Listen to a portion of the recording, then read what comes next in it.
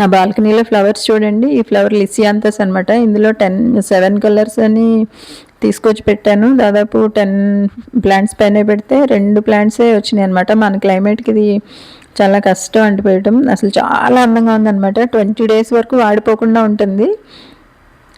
వైట్కి borders అనమాట. ఒకటి violet, ఒకటి పింక్ బార్డర్ వచ్చింది. మిగిలిన కలర్స్ అయితే అసలు సరిగ్గా మొక్కలు పెరగలేదన్నమాట. అలాగే చామంతులు 10 కలర్స్ పెట్టానండి. ఒక్కొక్కటి వస్తున్నాయి.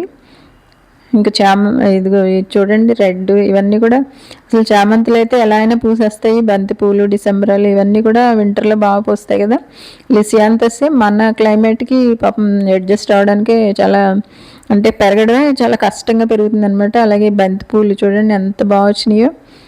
ఇవి నా తోటలో బంతి పూలు అనమాట. అంటే అంటే ఏరియాకి తగిన పూలు ఆ ఏరియాలోనే బాగా పూస్తాయి.